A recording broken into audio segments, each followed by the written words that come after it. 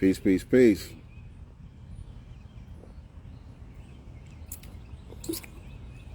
Peace to the family. Happy Illmatic Day. Happy Illmatic Day. Peace, peace, peace. Come on up in here. What's going on? What's going on? Today is the 30th birthday of Illmatic. Happy Illmatic Day.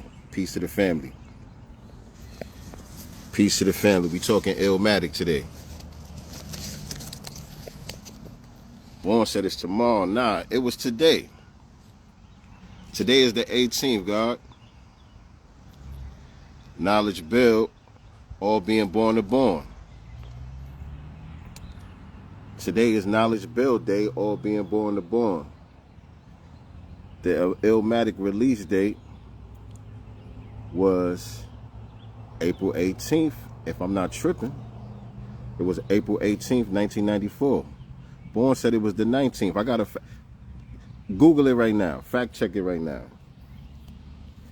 Fact check it right now. I can't Google it while I'm live.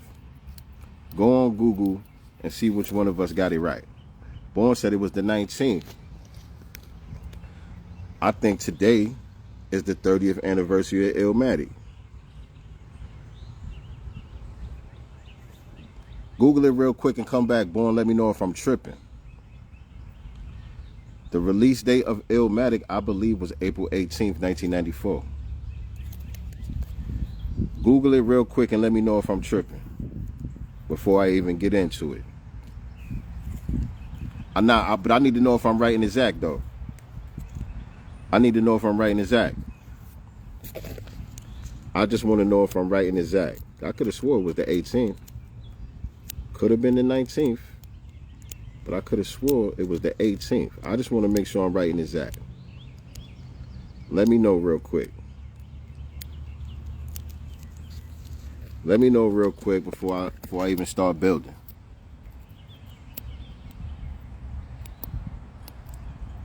Yes, indeed. Hold on 1 second. Open up this joint.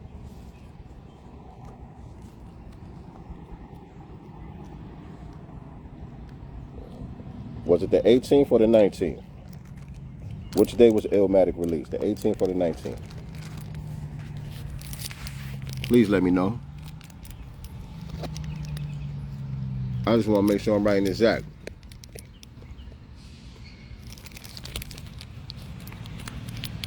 Just check, it's the 19th. Okay, so I'm tripping. I thought it was the 18th. But either way, we can still get into it. If it's the 19th, then that means tomorrow makes 30 years since the release of Illmatic. Yeah, that are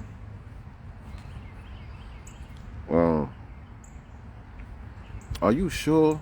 Hold on, see, now you got me tripping. Now you got me tripping. I want to check myself real quick. Hold on a second, y'all. Hold on a second, y'all. Don't. Okay, I'm back. Okay, I'm back. Okay, I'm back. I just wanted to make good looking out. Good looking out. Good looking out. Good looking out, boy. I just wanted to make sure I wasn't tripping because shit, for some reason I was convinced that it was the 18th, but it was the 19th. It was definitely the 19th. The God is right and exact. It was definitely the 19th. So that means tomorrow marks the 30th birthday of Illmatic. You know what I'm saying? And so I just wanted to come on here live and talk about it a little bit anyway. You know what I mean? I ain't gonna wait till tomorrow since I already got the live going. You know what I'm saying? We still gonna talk about it. We gonna build on it. And so Illmatic, man, it's amazing. 30 years later, that album is still held at such a high regard. It's still considered by many to be the greatest hip-hop album of all time, one of the greatest albums of any genre ever released. 30 years later, it still holds that prestige. It still has that that level of respect from music lovers worldwide. And so 30, for something to hold up for 30 years That's amazing, man. You know what I'm saying? A lot of people wasn't even born yet. A lot of people on here, a lot of y'all that follow me, wasn't even born yet when that album came out. I done had kids. They done grown up, all type of stuff. You know what I'm saying? And Illmatic still holds firm as, like I said, by many, the greatest rap album ever released and one of the greatest albums ever released from any genre. That's back when albums dropped on Tuesdays. Yes, I remember Tuesdays we used to go to the record stores and all of that stuff and get especially all the rap albums that was dropping. Me and my dude Epic, yes, we used to raid the record stores on Tuesdays back then, right? Big Time Ben said I'm on it for the whole day. Yeah, the release day is actually tomorrow. The birthday is actually tomorrow, but it's all good. It's all good because, like I said, it's worthy. 30 years to still have the reputation that it has, to still hold up the way that it does. I would challenge everybody, if you from that era, or whether you younger and you never really got a chance to dive into it, it doesn't matter. I would say today, tomorrow, take the time to listen to Illmatic. If you a person that grew up on it like me, if you from that era, you know the album backwards and forwards and all that, I still challenge you to take the time today, tomorrow, to listen to the album. Really listen to the album. You know what I'm saying? If you got a chance to throw on some headphones, or if you got a nice little ride to take or something, you know, not just have it playing in the background just to pay homage. That's cool. But actually put it on and listen to it. And I guarantee you hear something new. I guarantee you there's a gem dropped that you never realized before. There's something in the instrumentation that you never realized was there before. It's so many layers to peel back off of that album, and I think that's one of the key things that gives it its prestige, because the album is very simplistic on the surface. The album is very simplistic on the surface. You know what I'm saying? It's just beats and rhymes. It's not like no really fleshed out songs like that with choruses and bridges and, you know what I'm saying? All of the things. Like a lot of people now will say that It Was Written was better than Illmatic, and I understand what they mean when they say that. I might have even held that opinion at one point or another. You know what I'm saying? But there's a certain genius of Illmatic that is held in the nuances of it. You know what I'm saying? Because like I said, on the surface, it's just some of the best rhymes ever and some of the best beats ever. But the songs are not really fleshed out like that. You know what I'm saying? The hooks are just the title of the song. They just repeating the title of the song. Represent, represent. One love, one love. You know what I'm saying? New York State of Mind. You know, it's halftime. You know what I mean? Whatever the name of the song is, they just repeat that, and that's the hook. Except for on Life's a Bitch. You know what I'm saying? That's probably like the best hook, the best chorus on the album, Life a Bitch, the AZ shit. You know what I'm saying? And of course, AZ had that monumental debut verse. You know, cracked the atom when he came through with that verse on that song right there. I don't want to rank the songs, but I do want to give each individual song some type of credit that it deserves. You know what I'm saying? Like I would say the best beat would be New York State of Mind. The best beat on Illmatic is New York State of Mind. I think the most underrated song is Memory Lane. First time I ever heard the name Alpo, Fat Cat, Pappy Mason, facts. And that was the thing about Nas too that I wanted to talk about. My first favorite MC, Nas been my favorite MC since, you know, this whole time. Since Illmatic all the way till now. But the first favorite MC that I ever had was LL Cool J. You know what I'm saying? When I was a shorty, LL was the first MC that really captured me. You know what I'm saying? And he was my favorite MC until Big Daddy Kane came out. You know what I'm saying? But with LL, it was like, you know, he was just so cool. You know what I mean? He had that braggadocious, you know, macho thing about him. The ladies loved him. You kind of wanted to be like him. And he was a dope rapper. But he didn't teach you about life. You know what I'm saying? He didn't help you understand the world that you was living in. You know what I'm saying? It was just some great entertainment. It was a fascinating thing, just to watch LL and to listen to LL, especially, you know what I'm saying, as an impressionable little kid like that. You know what I'm saying? And then when Big Daddy Kane came out, it was kind of like almost like the same thing, but on the next level. You know what I'm saying? I think Big Daddy Kane, you know, he was obviously a better technical rhymer. You know what I'm saying? He had better rhyme skills than LL. And he was just so fly, you know what I'm saying? His haircut, the jewels, just the way he carried himself and all of that. You know what I'm saying? Kane was another dude that you wanted to be like. You know what I'm saying? And again, you know, when I look back at that era now, I would put Rakim over Kane. But at that time, I wasn't really able to understand Rakim the way, you know what I'm saying, the way that I understand him now. You know what I'm saying? I knew he was dope. I liked him. You know, I had him up there. He was one of my favorites. But my absolute favorite was Big Daddy Kane at that time, because I couldn't really understand Rakim. Rakim was dropping a lot of jewels, but he was speaking almost like in hieroglyphics. You know what I'm saying? It's like taking a trip to Egypt or something, and you able to marvel at the pyramids and the Sphinx and all the magnificent structures there and all of that. You're able to see it and marvel at it like, wow, this is crazy, this is amazing.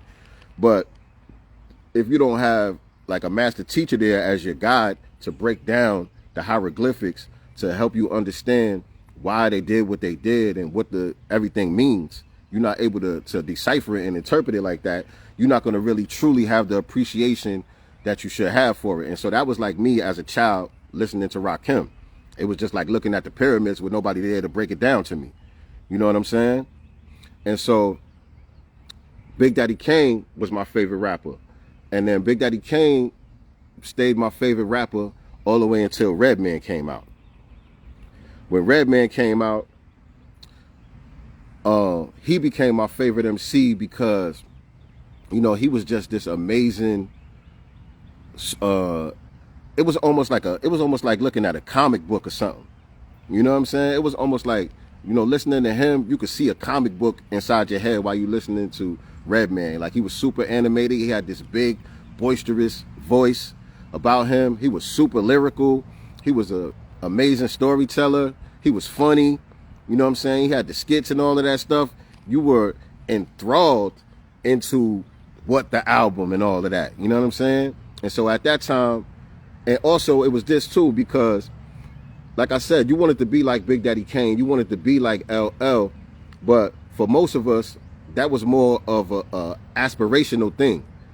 It was hard to be like Big Daddy Kane because you couldn't afford to get all them gold chains and shit, the big 4-finger rings and all that. You had to have a fresh haircut all the time.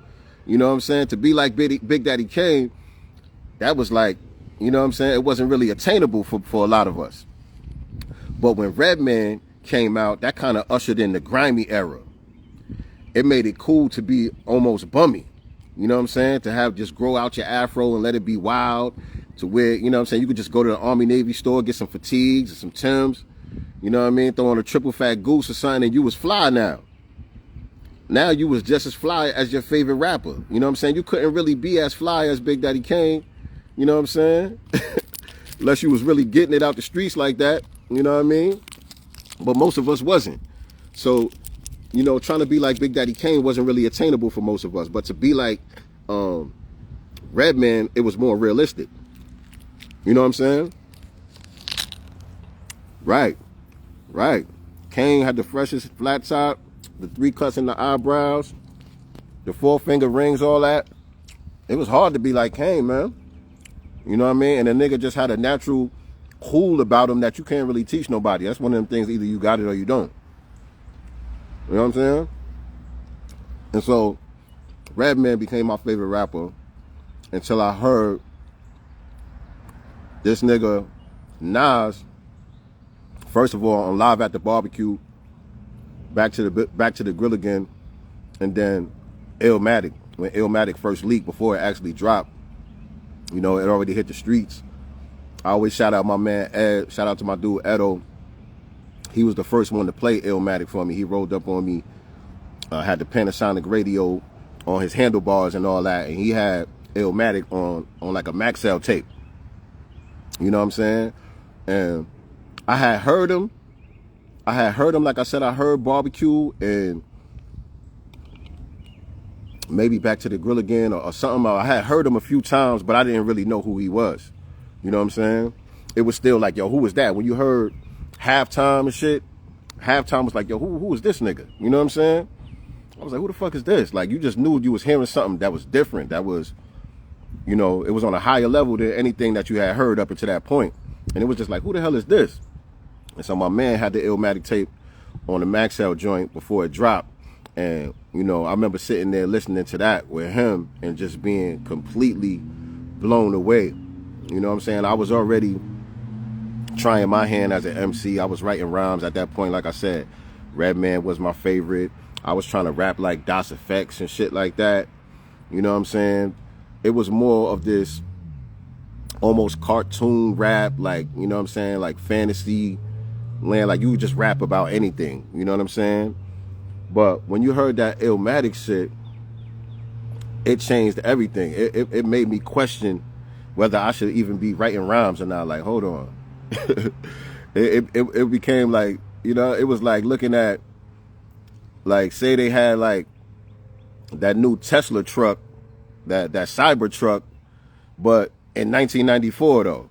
Imagine somebody pulled up in 1994 with the Tesla truck. It was like some shit like that. Like, what the fuck is this? You know what I'm saying? And so I just remember being completely blown away by that. And instantly, I just knew this was the illest nigga ever. It was no question from that day all the way until this day for me that was the illest nigga ever. You know what I'm saying? And like I said, when you listen to Illmatic now, there's still layers that you could pull back off of it. You still learn something new. You still hear something new. And Nas also got to get credit as a producer. You know what I'm saying? First of all, this album was one of the first times, if not the first time, that some of the best producers in the world were all assembled to create one body of work. You had Pete Rock, you had Premier, you had Q-Tip, you had Large Professor, and then he brought his man LES from the Bridge to put the whole thing together. And so that was Nas's vision. You know what I'm saying? And so the visionary part is part of what producing is. It's not just making the beats and all that. But even when you get into like the creation of some of the songs, like The World Is Yours with Pete Rock, it was Nas's idea for Pete Rock to sing the hook. Pete Rock ain't even want to sing the hook. You know, it was Nas' idea to say, nah, you sing the hook, I want you to say it like this. And also it was Nas' idea to pull the Tila Rock sample and use that "It's Yours." That's a Tila Rock sample in there. And so it looked that way, right? He put up that picture with Preem on his page yesterday, and the caption was kind of cryptic. I forgot what the caption said. What the caption said, something like "imagine" or "what if" or something like that. Kind of had that cryptic message. He put an old school picture with him and Primo and a picture of them now. And the caption was like, "what if?" And so, you know, he teased it on one of the Hit Boy albums. I forgot which album it was, but when he said Premier album still might happen. So yeah, who knows? He might be getting ready to drop that Premier album on us. You know what I mean? That'd be a blessing. That would be a blessing. But yeah, like I was saying, so that's part of producing, being the visionary behind bringing the whole song together, bringing the whole project together. And he was doing a lot of that throughout the album. You know what I'm saying? Like I said, on The World Is Yours joint, on Life's a Bitch, you know, he brought AZ in, who was an unknown, up and coming MC at the time, who was really on par with him, which a lot of MCs don't do. A lot of MCs, you know, they want to be the one to shine. They don't really want to bring somebody in that might potentially outshine them on their own shit. But for him to bring AZ in, not only give him a verse, but let him do the hook, You know what I'm saying? That's part of being a visionary, of wanting to bring the best out of the overall project. And also, story behind that song, LES, like I said, LES produced it. And when LES came to the studio, he was actually supposed to bring the Juicy record, the M2 record, was supposed to be what they was gonna cook up with. But I think he didn't bring the record when he showed up or whatever. And so it was Nas' idea to use the Gap Band sample. Keep running. It was Nas' idea to use that sample. And they cooked up Life's a Bitch with that joint. And so even that's a part of producing, bringing the whole thing together. Yeah, it worked out how it was supposed to work out, because Biggie did what he did with the Juicy joint, and you know what I'm saying? I wouldn't change that. I wouldn't change that for the world. It worked out how it was supposed to work out. And also, Life's a Bitch. We wouldn't have got the Life's a Bitch record if they would have used the Juicy record. It would have been something else. You know what I'm saying? It probably would have been something amazing too, but I wouldn't change it. It came out how it was supposed to come out. You know what I'm saying? And also on that record, he had his pops play the trumpet at the end of that record. And so for him to have the vision to do that, that's part of producing as well. So Nas got to get production credit for Illmatic also. You know what I'm saying? And throughout his career, he's made those kind of contributions or whatever. And I know, you know, a lot of people had that stigma about Nas picking whack beats and all of that shit. I always argue against that. But I digress. That's a whole nother thing. What I wanted to say, like I said, I wanted to highlight certain things about certain records. I don't want to rank the songs, but I want to give each song, you know, some type of, you know, like what each song represents, and you know where it falls at in the overall project. And so I said the best beat would be, for me, New York State of Mind. I think the most underrated song, like I said, is Memory Lane. Yeah, Olu was the icing on the cake for sure. Memory Lane to me is the most underrated song. It's not talked about enough. I think lyrically, it's on par with New York State of Mind and anything else. Like the lyrical dexterity on Memory Lane is incredible. It's incredible. I think it could be the best lyrical performance on the album. You know what I'm saying? That joint right there, man, he really ripped that shit. I think One Love is the most brilliant song that kind of introduced who Nas was as far as bringing the different concepts to the table. You know, he continued to do that throughout his career with songs like I Gave You Power. And, I ain't even thinking of all of them right now, but he always brings certain concepts to the table that is just different, that nobody came from that angle with. And so on One Love, you know, with the letter writing and all of that stuff, you know, made the song in the form of writing a letter to the homies that's incarcerated and all that. That set a precedent in many ways. I know for me and my crew, it kind of, second verse on Memory Lane, Word to Mother. It kind of set a precedent for our code of conduct even. You know what I'm saying? Because during that time, you know, we was wilding, we was out there doing what we was doing, and you know, whether it was myself that was locked up or whether it was one of the homies that was locked up, I think it was Illmatic. I think it was that song One Love, that gave us that code of conduct to make sure that we stayed in touch with each other. You know what I'm saying? Me and the homies, we always stayed in touch with each other and wrote each other letters. And not only did we write each other letters and go visit each other and all of that, most of us from my crew, we was all MCs. And so we would actually write our letters in the form of a rhyme. You know what I'm saying? So that was completely directly inspired by that song right there. You know, not only did we keep in touch with each other, but we sharpened each other's sword lyrically by, you know, that was kind of like a challenge for me to write you a letter in the form of a rhyme, and you got to respond to that letter in the form of a rhyme. It's almost like we making a song together long distance, and over the years, like we making a whole project together just based on that one concept. You know what I'm saying? Because throughout the whole bid, we writing each other, and every single letter is a rhyme. You know what I'm saying? So that definitely had a profound effect on us. Yeah, Rewind, Cockroach, Fried Chicken, Second Childhood, Undying Love. He had the one where he was rhyming like he was the prison cell. Money Is My Bitch is another one.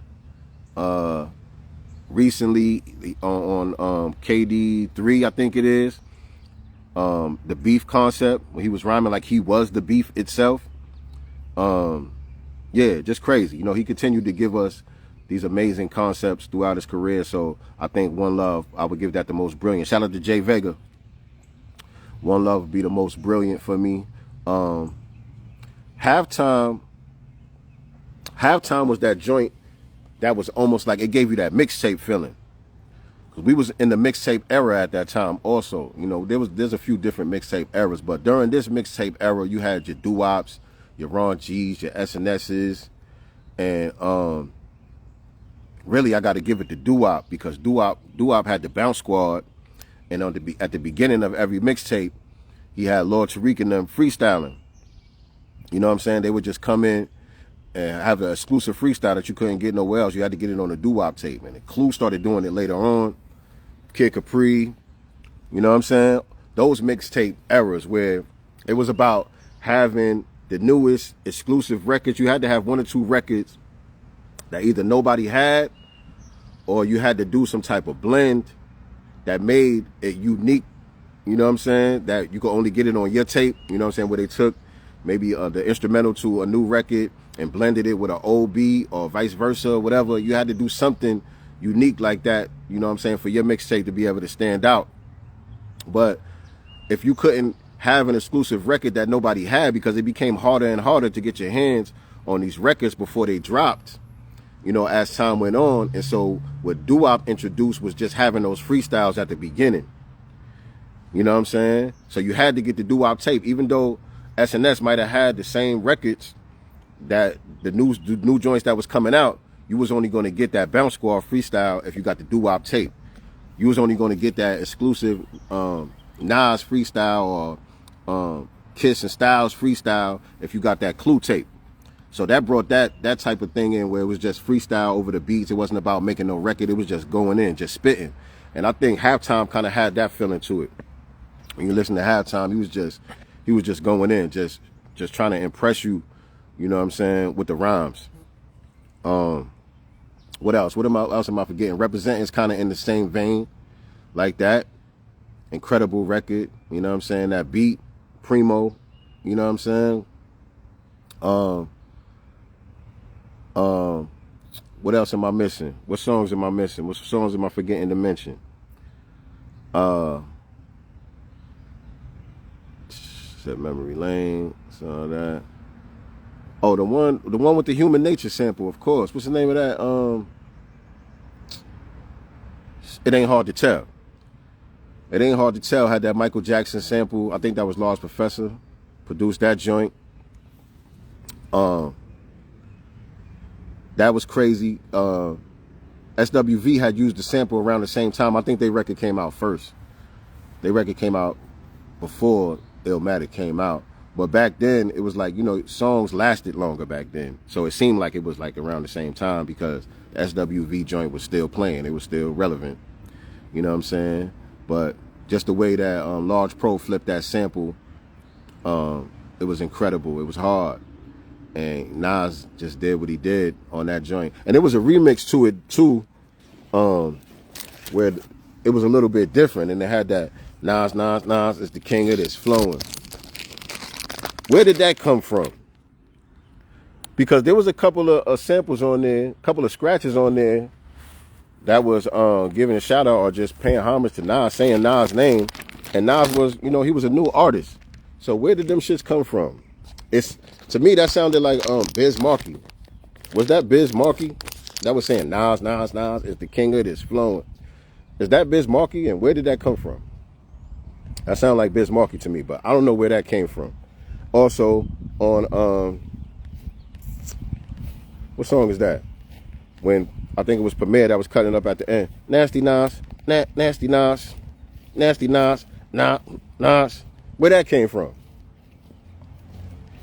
Where was they cutting them joints up from? Because, like I said, Nas was fairly new. So I don't even know where those joints came from. But yeah, man, Illmatic, like I was saying about the Rakim shit earlier, right? When you heard Rakim, it was like looking at the pyramids, but not being able to understand the hieroglyphics, not being really able to understand the significance and the power that was behind it. That was Fife on Midnight Marauders. Nasty Nas. Nasty Nas. That was Fife on Midnight Marauders? Really? How? Oh no, I gotta check that one out. Alright. But yeah, how I made that example with the Rakim joint of how I wasn't really able to appreciate what he brought to the table at a young age, right? I wasn't able to decipher all of the shit that Rakim was saying. But Nas, and this is why I think Illmatic holds up the way that it does, because Nas came out at a time where I was a little bit older. You know what I'm saying? I'm a teenager at this time. And so, you know, I'm able to interpret things on a higher level, of course. But also, Nas spoke in a language that I completely understood. You know what I'm saying? His delivery, his choice of words, his voice, everything about how he broke things down, it made sense to me. He helped me understand the world I was living in. He helped me understand life better. It was almost like your big brother giving you game. You know what I'm saying?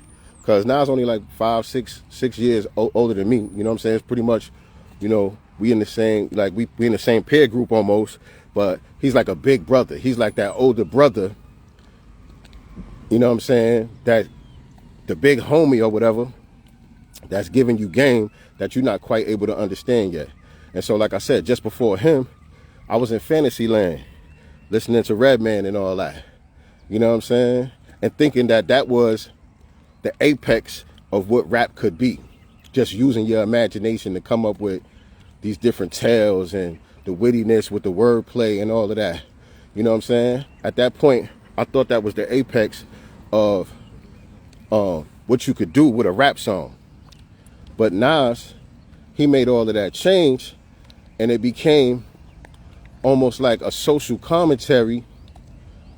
It became like a journalistic type of thing, but on a high level of poetry. You know what I'm saying? And so, like I said, he helped me actually understand the world that I was living in, the things that was happening around me, the social engineering of why things were the way that they were. He brought that type of clarity with the Illmatic album. And you could still, like I said, you could still go and listen to it now, and you could still glean those type of gems from it.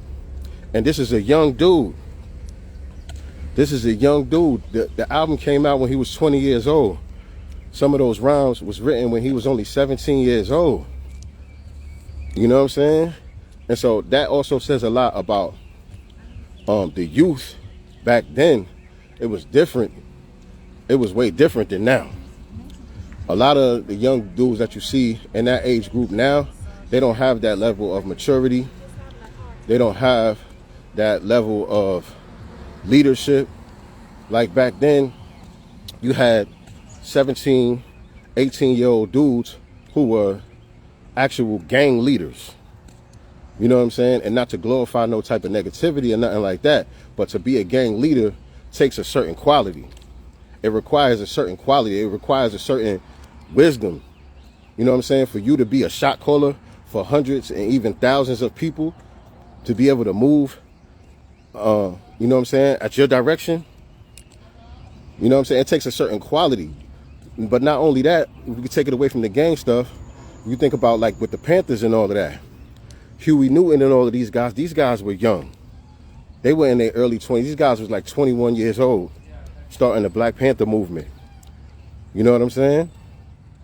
And we were just more mature. We were more evolved at a young age back then. You know what I'm saying? And I think that's because one thing, especially in New York City, was just the knowledge of self.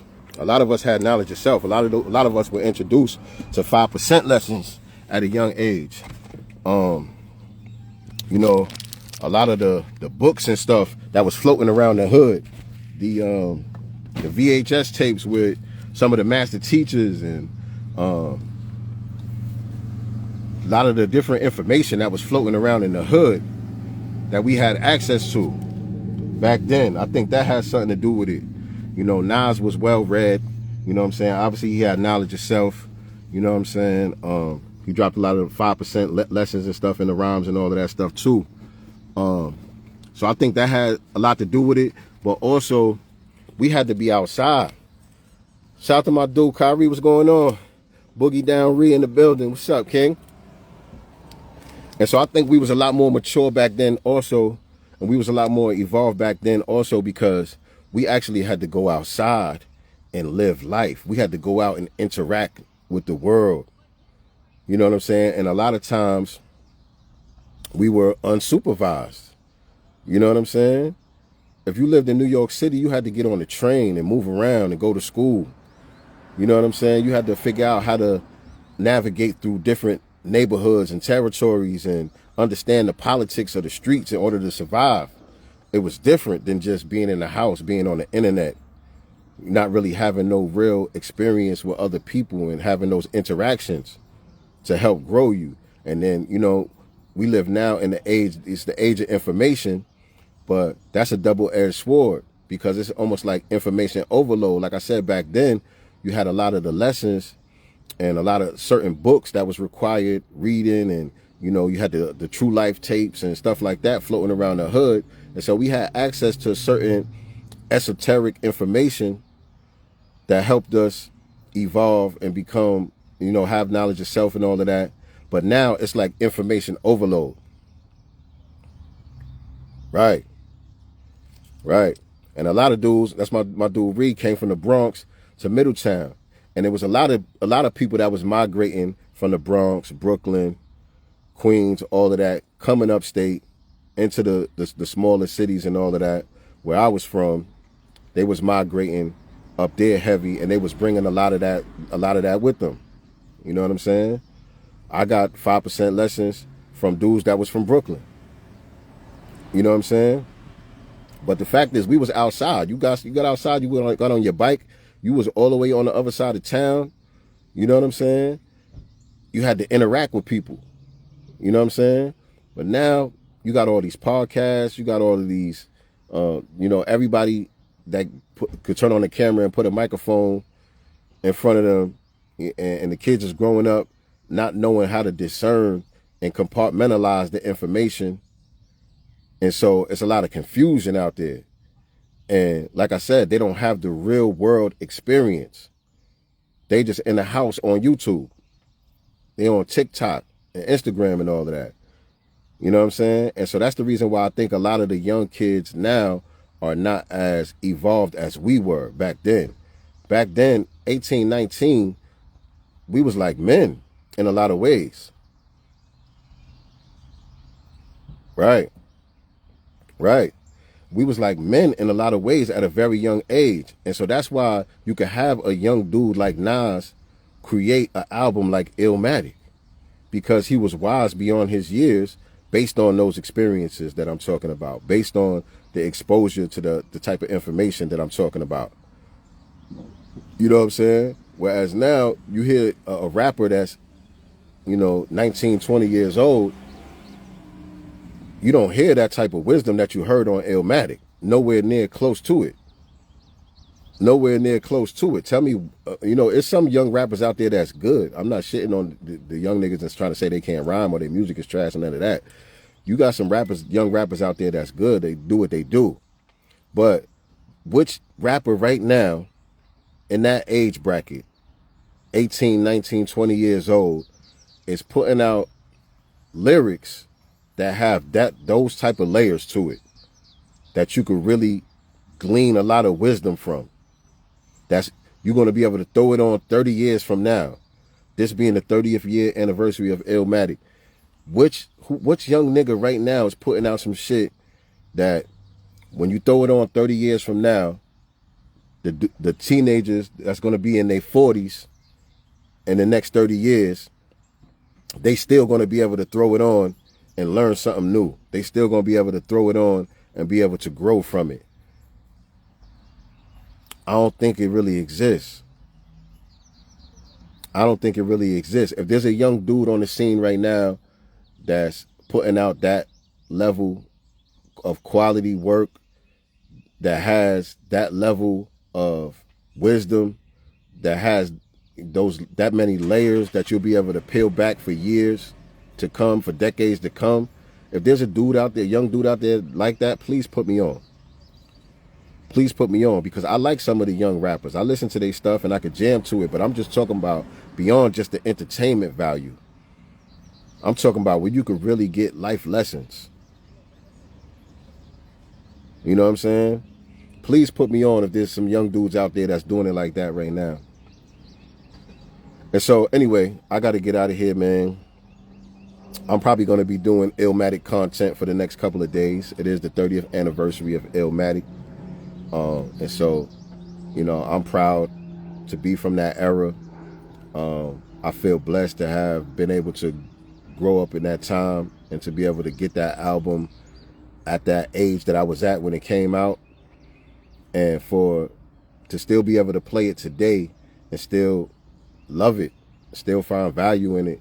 You know what I'm saying? And so salute to Nas, man. I don't know what he got planned for the 30th anniversary. I'm sure he's going to do something. Hopefully we get that premiere album. It looked like he's trying to tease that premiere album. That'd be great if he dropped that premiere album on us tomorrow or this Friday or whatever. That'd be great. But either way, man, I hope everybody have an Illmatic day. Make sure you listen to Illmatic today, tomorrow. Tomorrow's the actual anniversary, the 19th. I thought it was today, but tomorrow's the actual anniversary of the album. So make sure you listen to the album, if not today, sometime this week when you get a chance to really listen to it. Not just play it in the background, but to actually listen to it. And like I said, I challenge you to not get something new out of it. If you're from that era, you grew up on it, you like me, you know the album from back and forth, I bet if you listen to it today, over the next couple of days, that you get something new out of it. I guarantee you that. And if you're a young dude who wasn't fortunate enough to come up in that era, and you don't really know Illmatic like that, you heard about it, and you know what I'm saying, but you never really took that deep dive, I challenge you to really take a deep dive into Illmatic and find out what all the hype is all about. All right? So, yeah, I'm out of here, family. Y'all have an Illmatic day. Peace and black love.